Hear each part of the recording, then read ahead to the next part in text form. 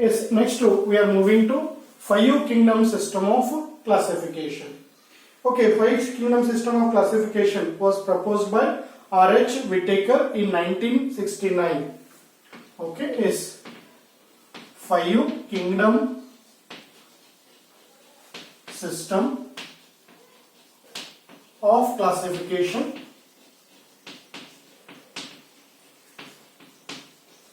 was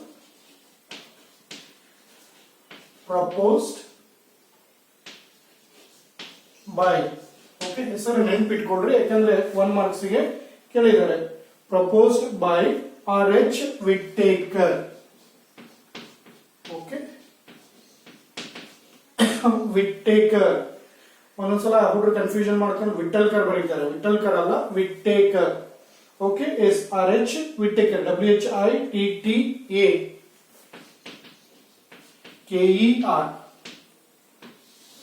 okay yes who proposed five kingdom system of classification ಅಲ್ಲಿ ನೀವೇನ್ ಬರೀತೀರಾ R.H. Whittaker ಅಂತ ಬರೀತೀರಿ okay yes ಎಲ್ಲಿ ಯಾವಾಗದು in 1969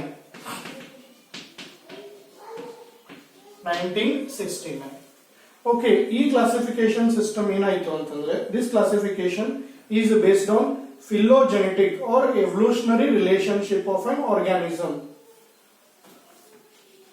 okay yes this system of classification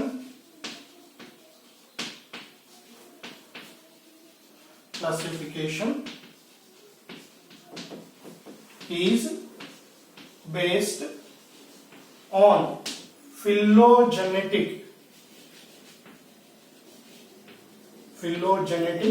or evolutionary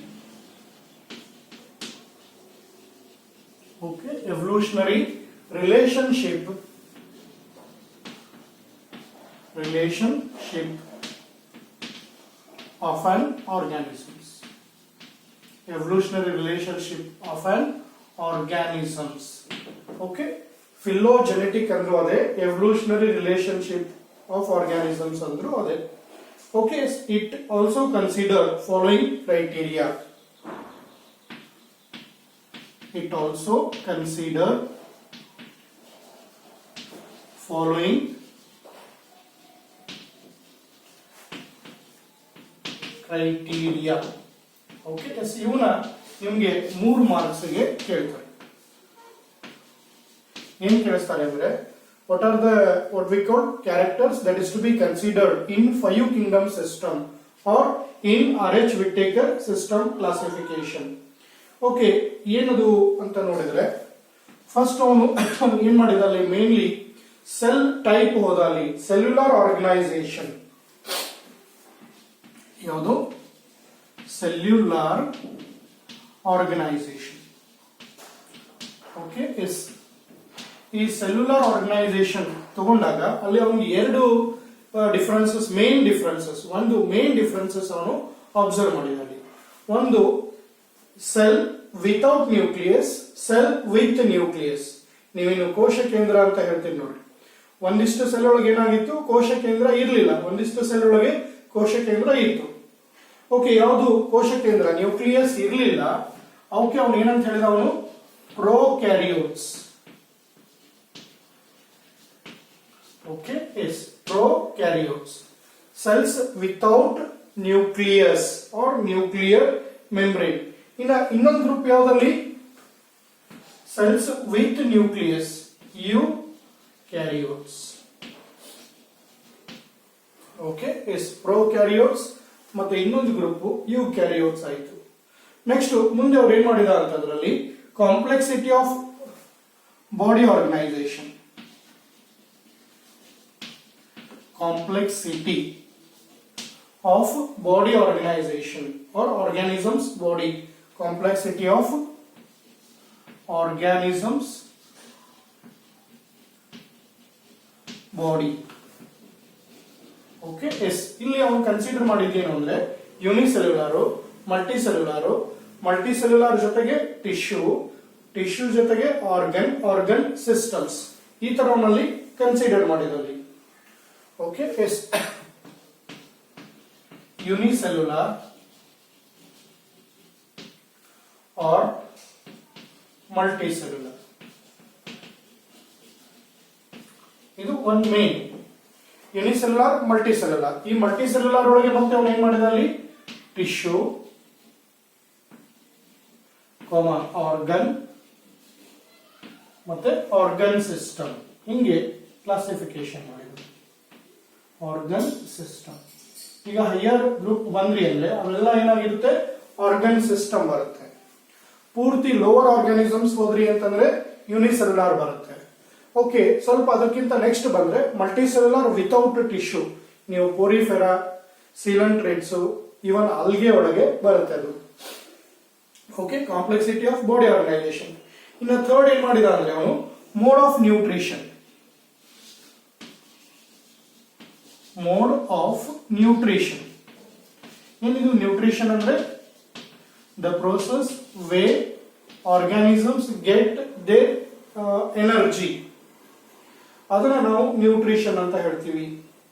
okay, ಇಲ್ಲಿ ಎರಡು ಬರುತ್ತೆ, ಒಂದು ಆಟೋಟ್ರಾಪ್, ಇನ್ನೊಂದು ಹಿಟ್ರೋಟ್ರಾಪ್. ಆಟೋಟ್ರಾಪ್ಸ್, ಓಕೆ, ಇನ್ನೊಂದು ಹಿಟ್ರೋಟ್ರಾಪ್ಸ್.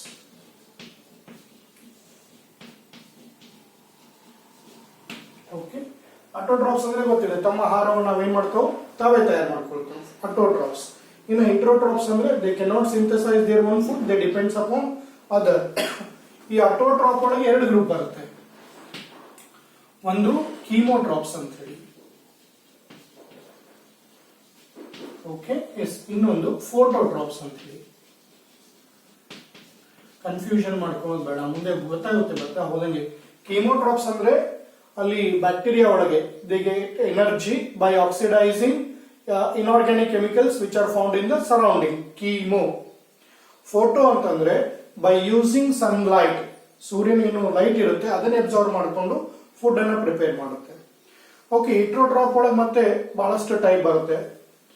Okay, some are parasites, some are saprophytes, okay, some are holozoic. ಈ ತರ ಏನಪ್ಪಾ ಅಂದ್ರೆ ಡಿಫ್ರೆಂಟ್ ಗ್ರೂಪ್ ಅಲ್ಲಿ ಬರುತ್ತೆ. ಇನ್ನ ಫೋರ್ತ್ ಕ್ರೈಟೀರಿಯಾ ಬಂದ್ರೆ major role in ecology. Major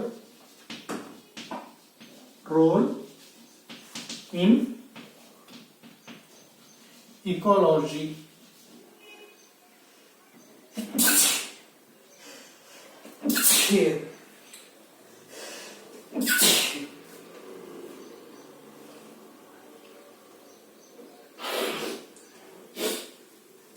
okay, major role in ecology.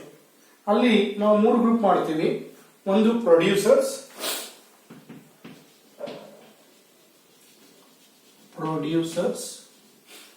ಅಂದ್ರೆ ಉತ್ಪಾದಕರು ಅಂತ ಹೇಳ್ತೀವಿ, ಎಲ್ಲಾ ಪ್ಲಾಂಟ್ಸ್ ಬರುತ್ತೆ.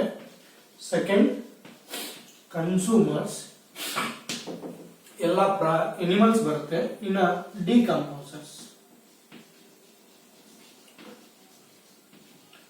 Okay, S,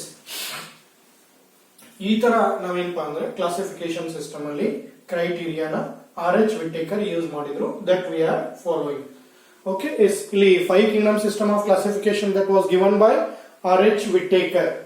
5 kingdom system of classification was proposed by RH Whittaker in 1969. Okay, this system of classification is based on, ಇದು ಒಂದ್ಸಲ NEET exam ಒಳಗೆ ಬಂದಿತ್ತು ನೋಡಿ. ಬರೀ ಫಿಲೋಜೆನೆಟಿಕ್ ಅಲ್ಲ, ಅಲ್ಲಿ ಮತ್ತೆ 4 ಇದಾವ್ರಿ, ನೆನ್ಪಿಟ್ಕೊಳ್ರಿ. ಫಿಲೋಜೆನೆಟಿಕ್ ಜೊತೆಗೆ cellular organisation, complexity of body, mode of nutrition, major role in ecology. Okay, this system. But main ಏನಪ್ಪಾ ಅಂದ್ರೆ ಎವಲ್ಯೂಷನ್. ಎವಲ್ಯೂಷನ್ ಒಳಗೆ ಫಸ್ಟ್ ಆರ್ಗಾನಿಸಮ್ ಯಾವ್ದು ಬಂತು, ಅದರಿಂದ ಯಾವ್ದು ಬಂತು, ಅದ್ರ ನೆಕ್ಸ್ಟ್ ಯಾವ್ದು, ಅದರ ನೆಕ್ಸ್ಟ್ ಯಾವ್ದು. ಈಗ ಹೈಲಿ ಇವೋಲ್ಡ್ ಆರ್ಗಾನಿಸಮ್, ಅದನ್ನೇ ಎವಲ್ಯೂಷನ್ ಅಥವಾ ಫಿಲೋಜೆನೆಟಿಕ್ ರಿಲೇಶನ್ಶಿಪ್ ಅಂತ ಹೇಳ್ತೀವಿ. ಈಗ say for example, human beings evolved from ape-like ancestor that is already extinct.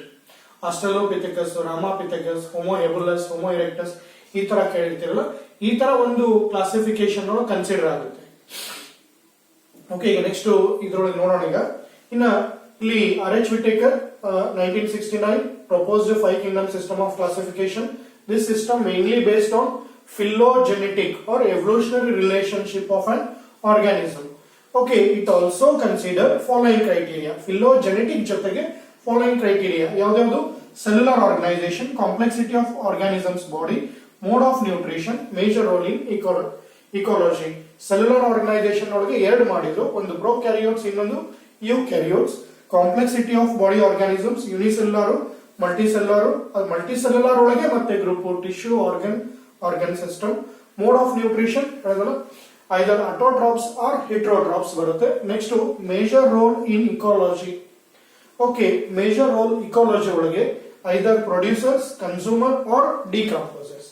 ಈ ತರ ಏನಪ್ಪಾ ಅಂದ್ರೆ ಕ್ರೈಟೀರಿಯಾ ಕನ್ಸಿಡರ್ ಮಾಡಿಕೊಂಡು RH Whittaker 5 kingdom system of classification propose ಮಾಡಿದ್ರು. ಓಕೆ.